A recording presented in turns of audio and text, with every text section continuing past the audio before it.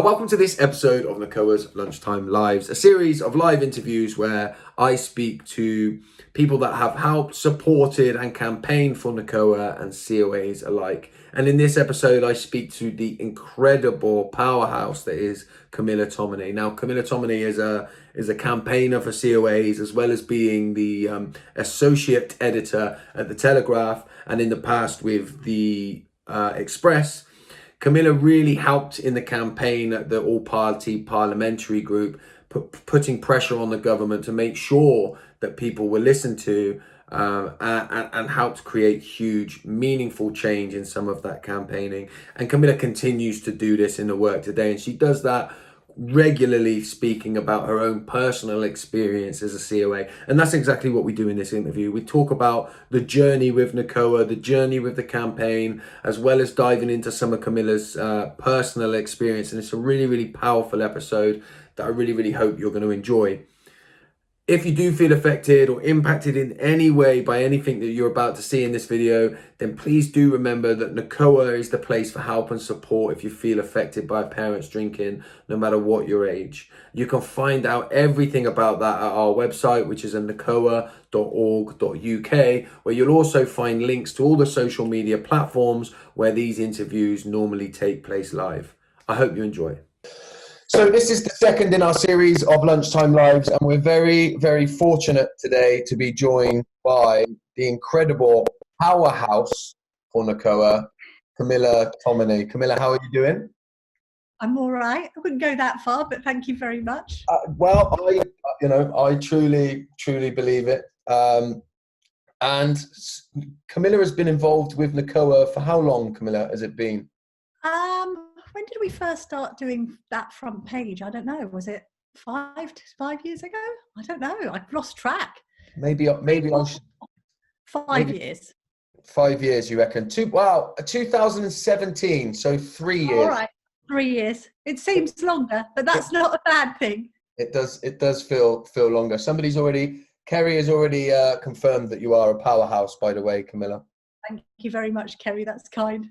So for the 3 years that you've been in with Nacoa, we're going to get talking about that in a moment. We're going to get talking about exactly why and how you became involved with Nacoa.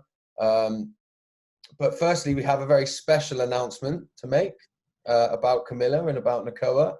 And that is that Camilla is now a very proud, hopefully, patron of Nacoa. I know, I'm very proud. That's a really good word to describe it. Delighted, because Hilary emailed me a while back, and I think she'd seen me on Question Time, and we were talking about whether the school should go back, and I mentioned Nacoa in the sense of vulnerable children being at home and being at more harm, frankly, I thought, than being in classrooms in the era of coronavirus.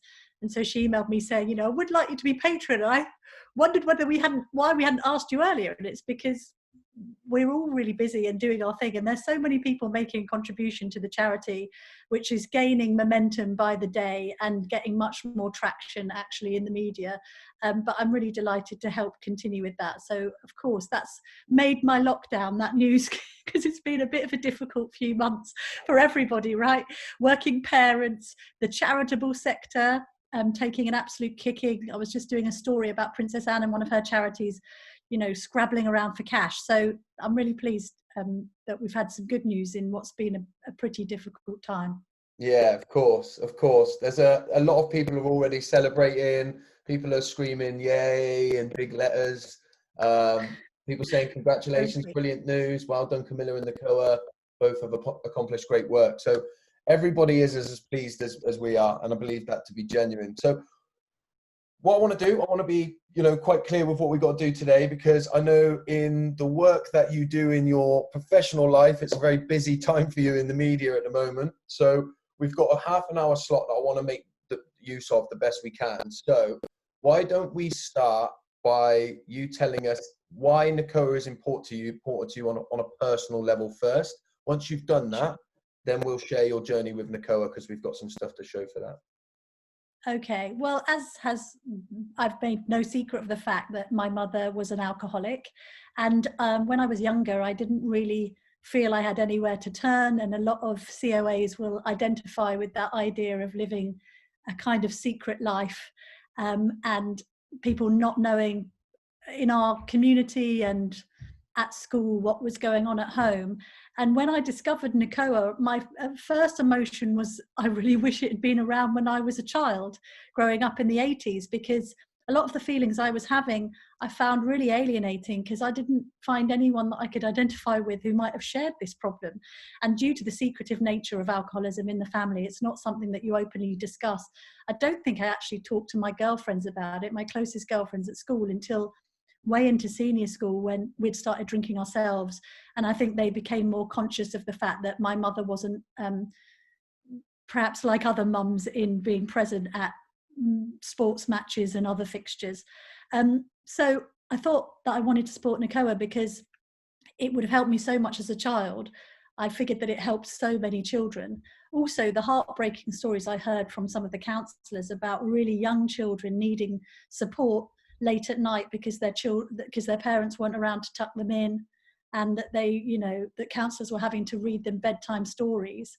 When one of the counsellors told me that, I just had a tear in my eye, understandably, because I could really identify with that feeling of abandonment at a certain hour of the day. And bedtime it's a difficult time, because I used to find that mum sort of opened the gin around the time we came back from school, like 3:30, 4ish, if she hadn't already, frankly. And then by 7, the whole thing's collapsed. And it's just when you're trying to settle down and relax that I'd find going to bed and having mum at the end of the bed droning on ad nauseum. I'm sure others can identify with this, a drunken parent at the end of your bed, droning on and talking complete nonsense when you're trying to get to sleep for school the next day. So it was that element of bedtime being disrupted that really connected with me, and I thought, I understand this cause, and I can help to promote it because of my privileged position being in the media. And I just didn't think it had got enough attention. There's a lot of talk about drug addiction within families, but just not enough open discussion, not only of alcoholism, but problem drinking. And also I wanted to bring my own experience of problem drinking into it. And I've written about that extensively, this idea that I had to break the cycle really in regards to my mother's alcoholism by stopping drinking myself, because I wasn't a great drinker and had quite a few scrapes in my 20s, and also having children and the impact that had on my decision to stop drinking too. So for all those reasons, Josh, it kind of was a perfect storm of meeting up with Liam Byrne and others involved in the movement and thinking I need to be involved too, because effectively I saw these people and I thought, these are my people, I'm one of them, and I can really identify with everyone here, and maybe I can bring something to the party and learn a bit as well from others. Yeah, and I think that's something that a lot of people find when they find Nacoa, right? Is that, like, it's almost like a lot of people talk about finding their tribe and finding their people, right? And I think that's really true. And you see that across, with the amount of different types of people from different areas and different, like social systems of life and stuff like that. Everybody comes together on that common bond. And what's quite interesting, that you said that you don't drink anymore. So you've been sober, right, for a few years? Yeah, so I've got 3 children. Annabelle's 11, Harry's 9, and Lara's 6. And I drank a little bit after I had Annabelle. And then I had an episode where, I can't remember, we'd been at an event and I was a bit drunk in the afternoon, like sorting out something in her nursery. And it just hit me that I just didn't want to repeat that behavior. I didn't want, Annabelle was a toddler then, she was speaking, she could recognize, I think, that I was acting a bit strangely. And literally that night, I just decided I would never drink again. My youngest, my middle boy was just a baby. So as soon as he was born, basically, and I had that moment, I never drank again. So I haven't drunk for as long as Harry's been alive, so about 9 years. Wow, that's incredible. And did you have anybody when you were younger that you could talk to about what you struggled with your mum? I had my dad and I had my brothers, but we didn't really speak openly about it until quite far in. So when I was under 10, we would have moments where I would often go and sleep in my brother's rooms because I was upset or frightened. And they knew I was frightened and I knew they were frightened, but we never discussed why. We used to say that mum was in a mood. Mum's in a mood. We even had a little signal for when she was drunk, which was she used to over-exaggeratedly adjust her glasses on her face. So behind her back, my brothers would go like that to indicate that she wasn't herself. But I couldn't work out what it was. I thought, was it premenstrual, or Was she just a strange character who went a bit weird at night? I mean, it sounds really naive, but we never openly discussed it until we all went on a family holiday to South Africa, of all places. And this was when I was 12-ish or 13. My brothers are both older than me. And Mum didn't surface from her hotel room practically the whole week. And we sat downstairs and we were playing Monopoly or something similar. And I think I said, Dad, Mum's an alcoholic, isn't she? And Dad was a bit taken aback, and suddenly the four of us had this conversation and broke the ice and realized there was a problem. Mum then went into treatment, never worked. Dad subsequently revealed that she had seen a psychiatrist for about 2 years when they first married, and he just couldn't help her break through and see she had a problem. She left her treatment claiming that she could still drink spritzers, which I remember at the time finding a little disappointing.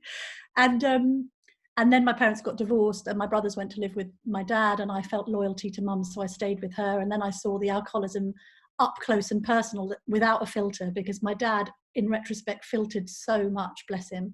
And then unfortunately, once I'd gone to university, she really deteriorated and she died in 2001. So when I was about 23. Did you struggle with when you lost her, when she died? Do you know what? I recently spoke to a friend who's going through the same situation with her dad, and she wanted permission from me, really, to confirm that she felt that she wanted her dad to pass away. And was that a terrible thing to think? And at the point where my mum was riddled with alcoholism, I wanted her I wanted her life to end. I've got to be honest, because it was no quality of life, and she was such a shadow of her former self.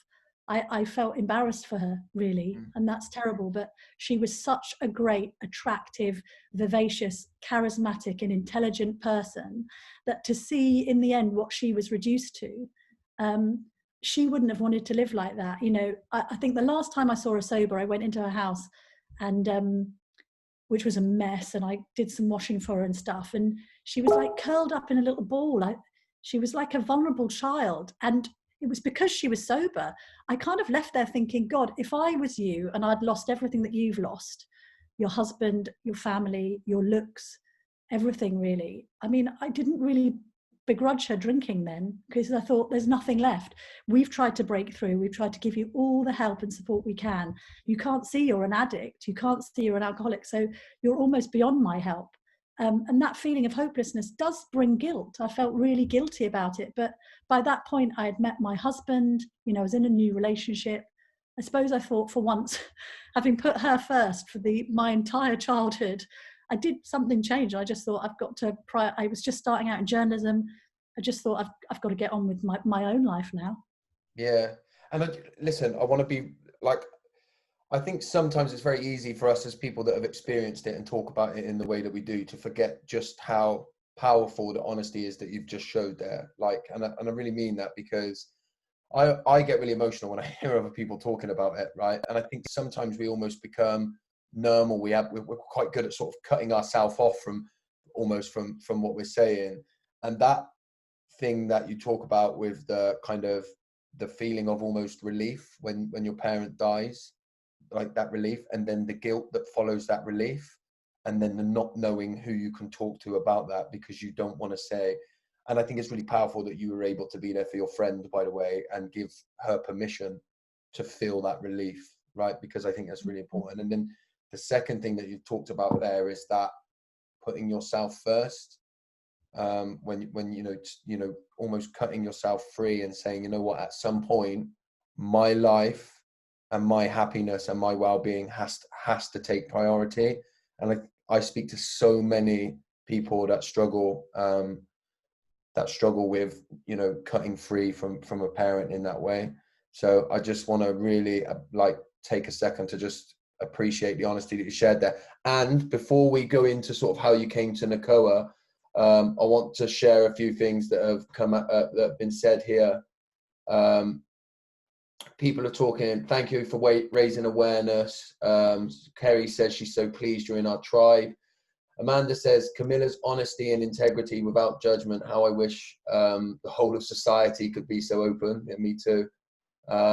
Somebody said powerful. Gary says powerful testimony. Thank you. Kerry says this honesty is so needed. Dave said, I wanted her life to end. Gosh, how brave thing to say, Camilla. Fifi says, I was so pleased when my mum died. I have massive shame for feeling that, but it set me free. And I think that's really powerful, right? And relatable to people. And then Kim says, Also, go on.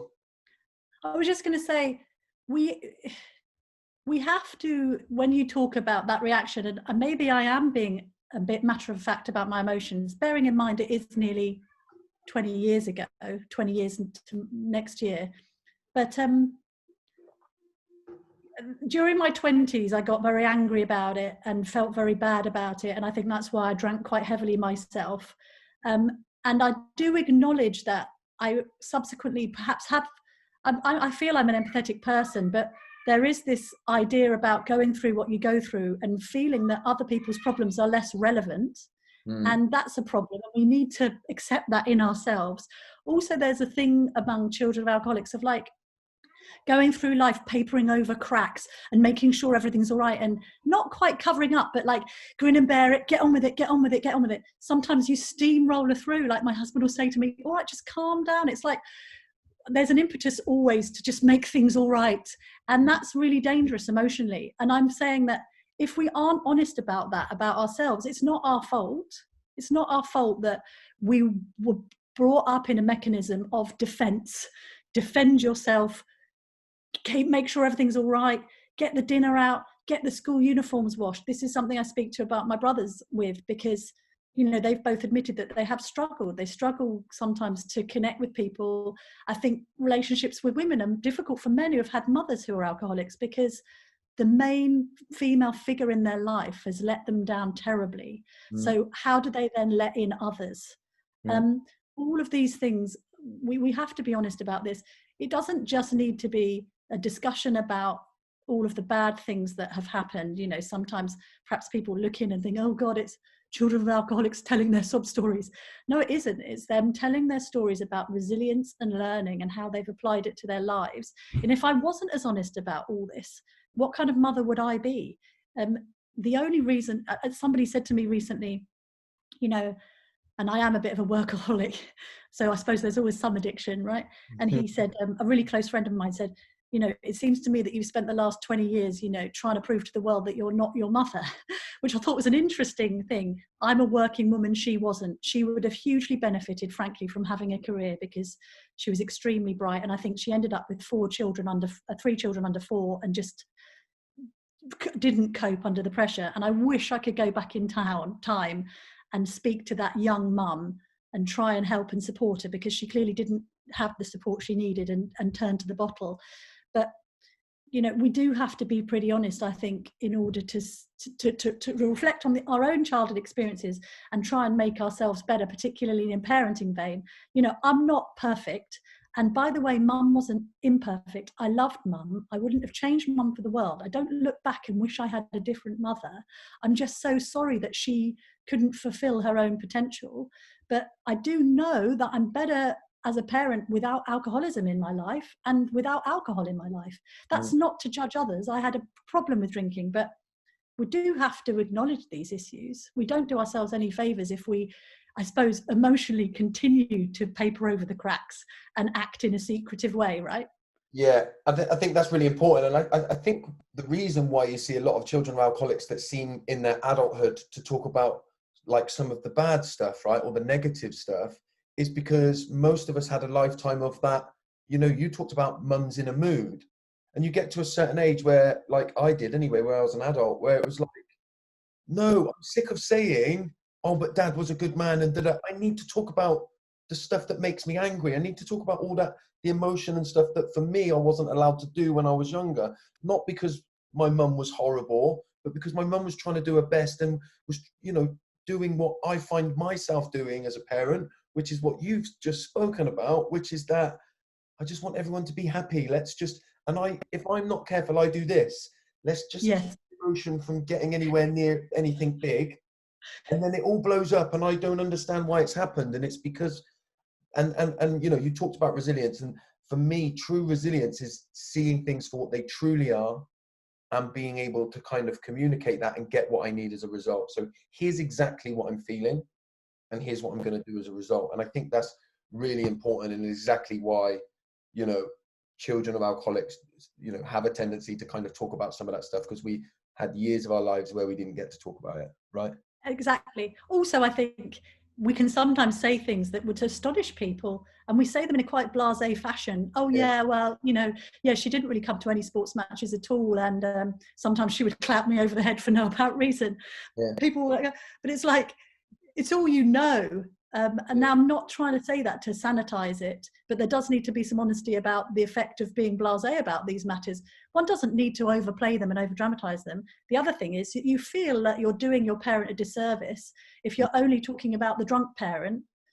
I think we overcompensate, like you say. You got angry with this idea of championing the great bits about your dad, but it's because we know them so well that we know they weren't only defined by drink. They're defined by drink when they're drunk. And we know that we held on to those sober moments so tightly. You know, those magical moments where you might put your key in the door and discover a sober person rather than a drunk one after school. I mean, and, you know, maybe that sober person would suggest something nice, like, let's go out and do something. Of course, you hang on to those moments so much.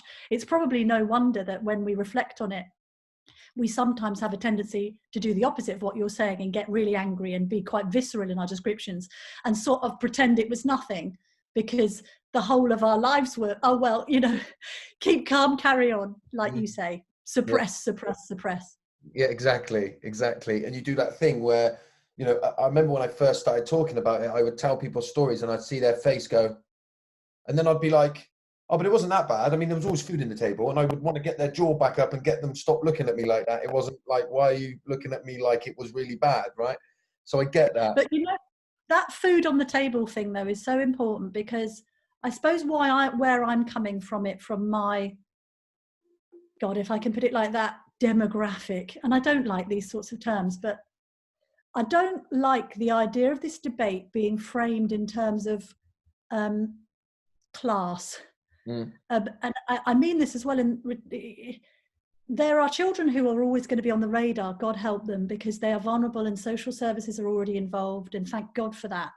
But I came from a perspective where we weren't on anyone's radar. But anyone looking in would have thought, well, they're all right. Like, the mother's very attractive and gregarious. They live in a lovely house. The father's the local GP. What's she got to worry about? You know, I still get this now in my life. You know, I'm told that my life is truly, you know, wonderful, and I'm, you know, privately educated and got a job at the Telegraph, so everything must have been all beer and Skittles. Now, I'm not saying economically there was any problem. I'm bloody privileged. I went to a great school. Thank God I was supported in that regard. But I don't like this. I want us to think about all children. There's this habit to sort of think about a certain type of child, which is frankly pejorative towards certain types of children anyway. I don't want the argument framed like that. I want people to realise that drink problems occur in families which have no problem whatsoever with putting food on the table. Yeah. I believe, Camilla, was it you that talked about your mum carrying alcohol around in a Prada bag? So stop talking. Yeah. Well, she was, yeah, I know exactly. This idea that alcoholics are tramps who drink from a paper bag.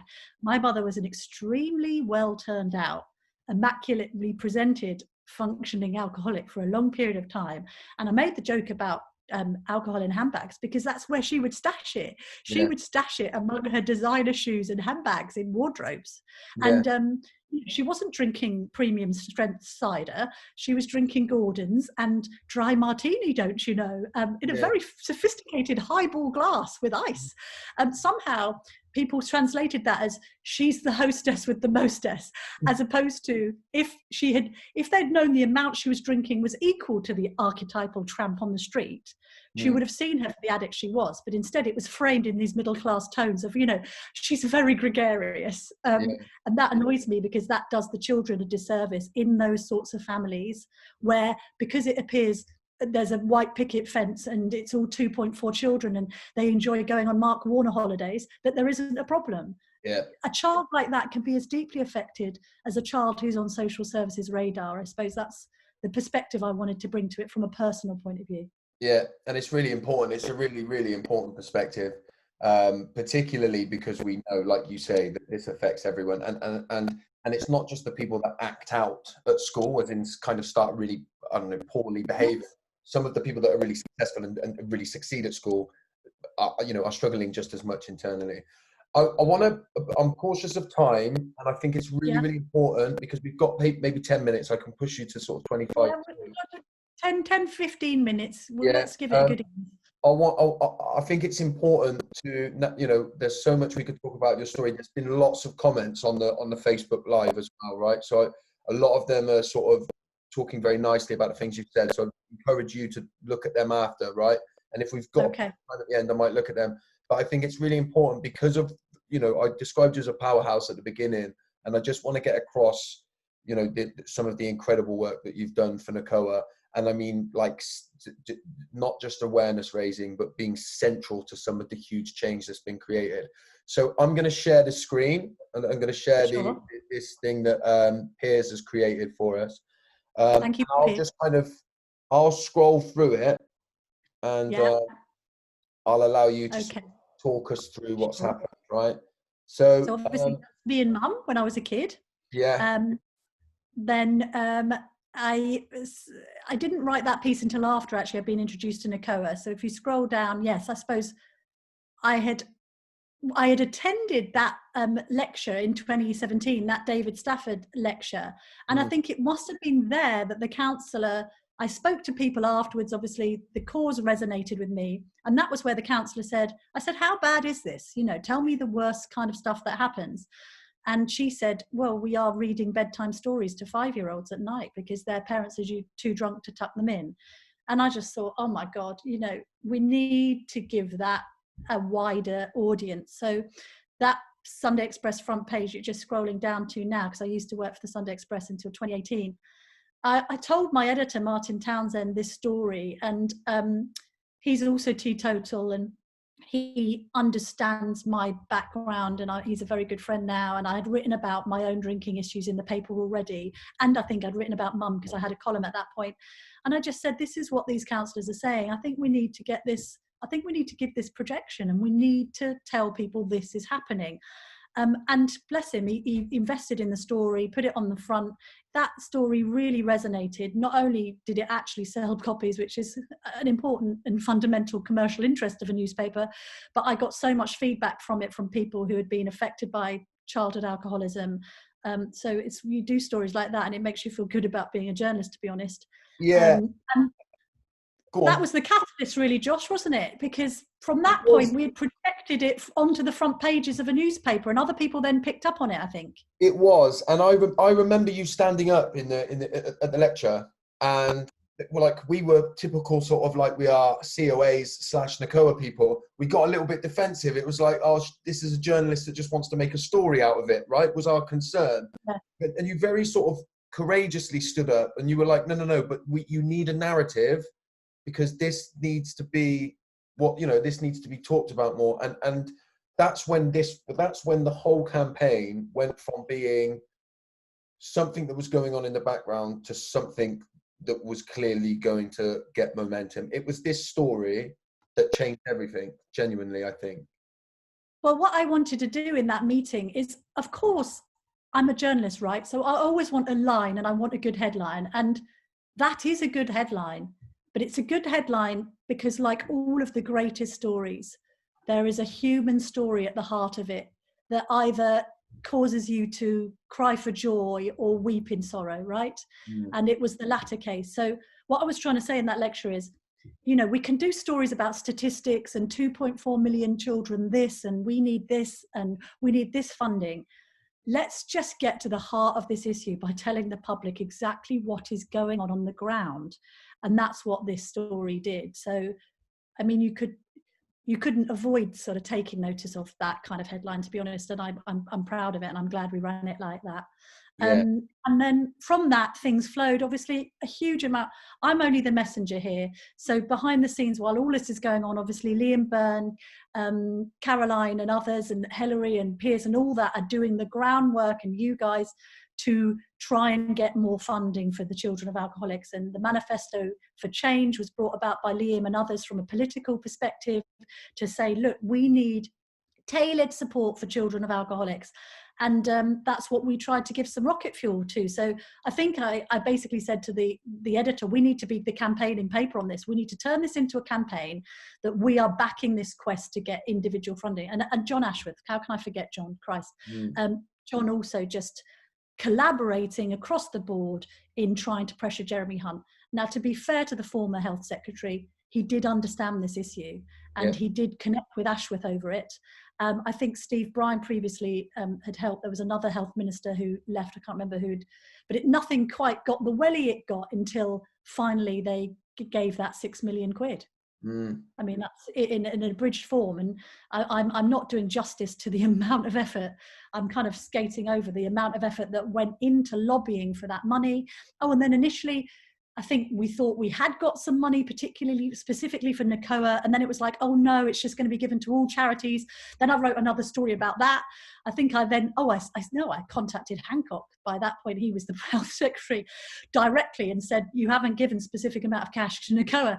Can you please? And I think within a day or so he did it. But that's just the power of being in the media. By that point I was at the Telegraph, and I don't think Hancock wanted to be exposed as not helping the children of alcoholics in the Tory newspaper. No, yeah, but I mean that's also using you know the power that comes with the hard work that you've put in to be where you are. And I don't think probably a lot of people that are kind of watching this, particularly maybe on Facebook or whenever they're finding the time to watch this, they won't understand that the effort that goes in, but behind closed doors from people like yourself. I certainly didn't know until I became involved in this stuff. And when it quietened down, you sort of like, I can do stuff on Twitter and people like us can do stuff, but you were actually using, putting your neck on the line, Camilla, let's face it, to really get this to the front. And I haven't got time to play this video, but the video in the front here is when you normally go on to talk about the royals, right? And you went on this morning to talk about your mum. It was an interesting one, that, because just briefly, they phoned me, and obviously the producers always phone me to talk about the royals because I've been their royal correspondent for years. And they were like, we're phoning you about something a bit different. We've read, because I'd written a piece. And they said, we want you to come on and talk about this. And I actually phoned my dad and I said, it's one thing writing it, but do I really want to be on This Morning? Like the main most popular daytime show on ITV, most watched show, sort of airing our dirty linen in public. And Dad, bless him, God love the man, he was like, Camilla, if your mum had died of cancer, you'd have no problem whatsoever talking about this on television. What's the difference? Like, this is a massive show, it'll be watched by so many people. Don't be ridiculous. Don't feel ashamed of this, just go and speak about it. And that really helped. And I asked for my brother's permission as well, because I didn't want them to be put out if people started coming back to them about it. So I'm glad I did that. And subsequently, Josh, you'll remember, I don't think it's on here, but my brothers and I then did a radio show for Radio 4 on being children of alcoholic, and other children were interviewed, grown-up children. And we had this moment at Broadcasting House, my brothers Ben and Matt and I, of speaking for the first time in a long time about our childhood together and mum. And it definitely helped all of us to do that, even though it's a bit of a bizarre arena to have this kind of family recollection played out on the airwaves. But that's what happened. And my brother at the time lived in Dubai, and he was fortuitously in London at the time, and we all got together, and we feel a lot better for having done it. So hopefully that's helped other people too. Well, I mean, it absolutely has. It absolutely has. And then we see here in 2018, you were the sort of main speaker at the David Stafford lecture. 2018. And then it seemed like then the government introduced an alcohol strategy. Then the £6 million came. Then I moved to the Telegraph and I wrote that piece. And you know what? This piece here, what it's like being raised by an alcoholic mother, was something I was asked to do. I just did it, and I didn't think all that much of it because I think I'd been quite vocal by that point. The subscriptions for this piece went through the roof. We couldn't believe it. And that really told me something, that actually the power of sharing your own story as honestly as possible. But Josh, the amount of people who I both knew and didn't know in the journalistic world, all sorts coming out of the woodwork all over the place, as well as actual readers who emailed me to say that they could completely identify with what I had written, really shocked me. There were a lot of people I had no idea had been dealing with the same problem as me. I had an old girlfriend from school saying that at exactly the time that I was going through it, she was. We discussed it on Facebook. Why didn't we say anything to each other? We could have probably sought a lot of comfort from each other. Her mother was an alcoholic as well. And you think, that's why I love Nacoa, because there's this hope that we missed these connections when I was a child, and yet Nacoa can be the catalyst to help people that we never had. And that's why it's so important. And is this the radio interview here? Yeah, the monster downstairs is the Radio 4 piece. So we did that last summer. Oh, and then this bit, Fraser Nelson of The Spectator, I sometimes do some pieces for them, said, what did I want to write about? And so I wrote about alcohol, because I thought this is something I can speak about easily. And that's pre-COVID. I was sent some stuff this week from Alcohol Harm, talking about the worry about people drinking more in lockdown. So I've tried to push that a bit when I've done panel shows and things, in the sense of speaking, like I said earlier on Question Time, about this issue of vulnerable children with alcoholic parents at home. I mean, school is these children's salvation at times. And I'm so worried about things not going back to normal in September for these kids. The idea that the government had expected 20% of vulnerable and key worker children to attend, but less than 2% did. We know that huge swathes of those numbers will have been children of alcoholics who will not be in school, and they won't be considered vulnerable by head teachers because, as previously discussed, they might not even be on the radar. And I know that the calls to the helpline have gone up exponentially in this period. And the counsellors will know what these kids are going through, but it breaks my heart, frankly, that they don't have some break from it from 8:45 till 3:15 in the afternoon. And then it all accumulates here. This was this year at the House of Commons. And then oh no, that's just the picture. I thought if I clicked on that, it was going to show me. And then I just want to show you here. That's going to play. Here we are. And this is it, where it's announcing that you are a patron of Nacoa on the website. So everybody can go and check that out and read that out. So how does it feel to look at all that? It feels great. I suppose the challenge now is, where do we take this? We've got awareness up. But I think we are going to have to deal with the fallout from coronavirus. And you're constantly having, as they say with any political campaign, as I know with my political journalism hat on, the success of a campaign is repeat, repeat, repeat, right? It's almost like there could be no room for complacency. We have to keep on repeating the message that children of alcoholics need to be listened to. In the post-COVID era, we are going to have to bring to light some of the issues that have been faced by these children during the crisis.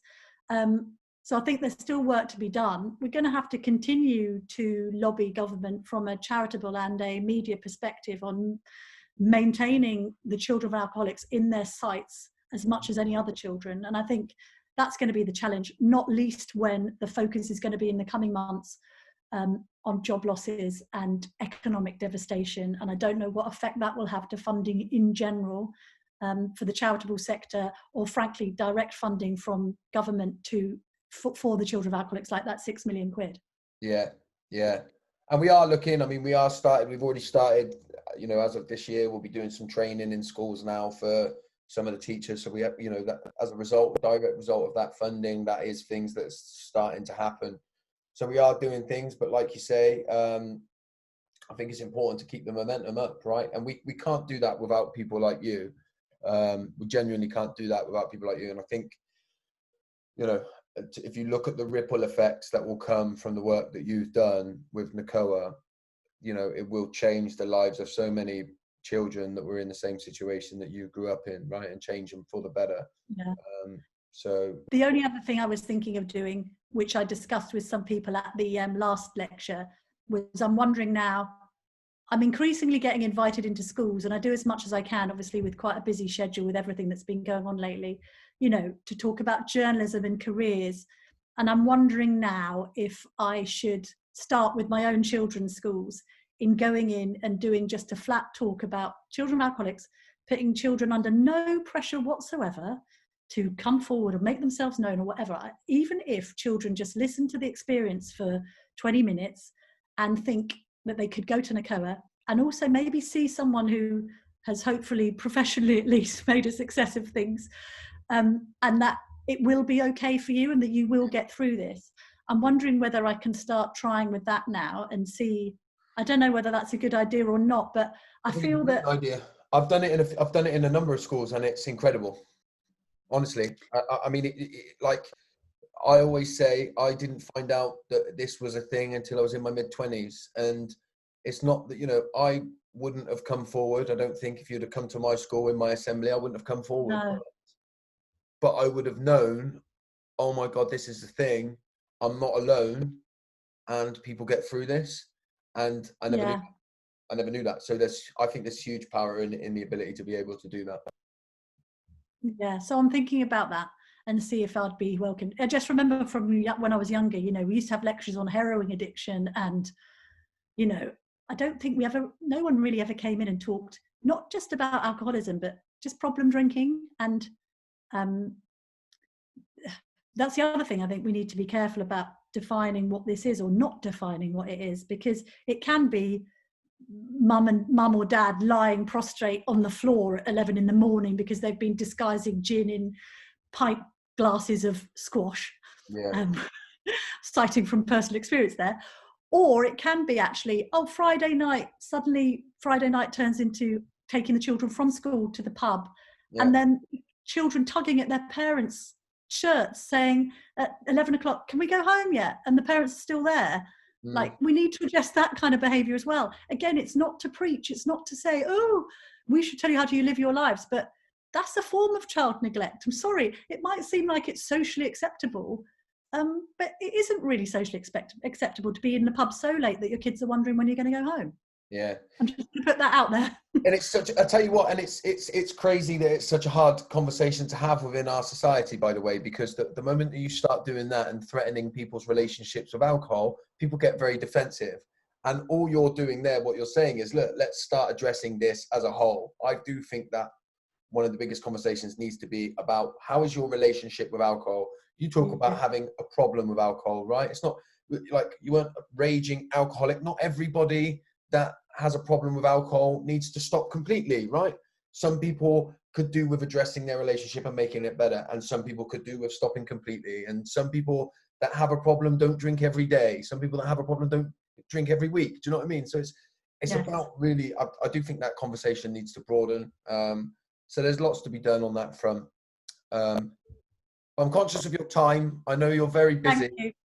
I know, but I don't want to be one of these busy people. I'm only busy today because of everything that's happened in the last 24 hours with regard to air bridges and stuff, but also with my other hat on, the Ghislaine Maxwell arrest in America, which has implications for the Duke of York and the Royals. So that's what, sorry to sound like I'm a bit high maintenance, but it's only because I'm knee deep in all that nonsense that I know, and if you're not careful, I'll start interviewing you on that, and we're on Facebook, so it would get the conspiracy theorists going if I'm not careful. So it also could be a bit legally dodgy, so we might just have to end conversations there.